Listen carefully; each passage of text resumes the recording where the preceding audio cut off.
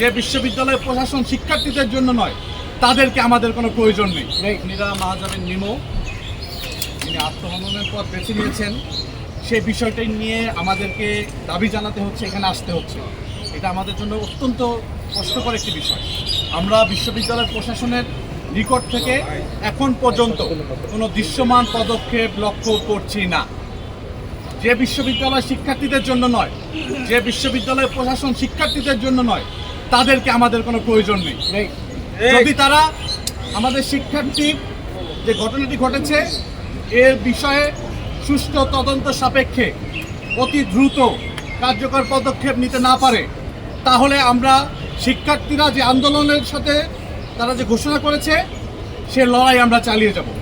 ইতিমধ্যে তারা বলেছে থিয়েটার এবং পারফরমেন্স স্টাডিজ যে বিভাগ, তারা বলেছে 7 দফা দাবি এবং এই দাবির অংশ হিসেবে সকল একাডেমিক কার্যক্রম বর্জনের ঘোষণা দিয়েছে শিক্ষার্থীরা।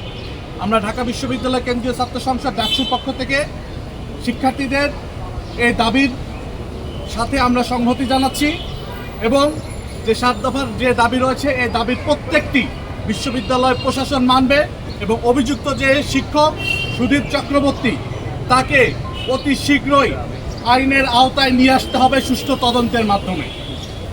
আমরা বিশ্ববিদ্যালয় প্রশাসনের পক্ষ থেকে এখন পর্যন্ত কোনো আইনানুগ ব্যবস্থা, কোনো ধরনের কোনো উদ্যোগ আমরা লক্ষ্য করছি না। আমরা বিশ্ববিদ্যালয়ের মাননীয় ভিসি, প্রক্টর মহোদয় সকলের কাছে যাচ্ছি, আবারও যাব। আমরা আপনাদেরকে সাথে নিয়ে আমরা আবারও যাব এবং সার্বিক বিষয়গুলো আপনাদেরকে অবহিত করব।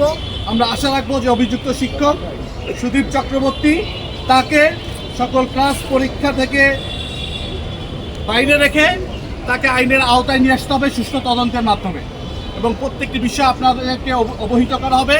শিক্ষার্থীরা যে দাবি জানাচ্ছে, যে আন্দোলন করছে, তার সাথে ডাকসু আছে, আমরা আছি, সারা ঢাকা বিশ্ববিদ্যালয়ের প্রত্যেকটি শিক্ষার্থী এই দাবির সাথে আছে।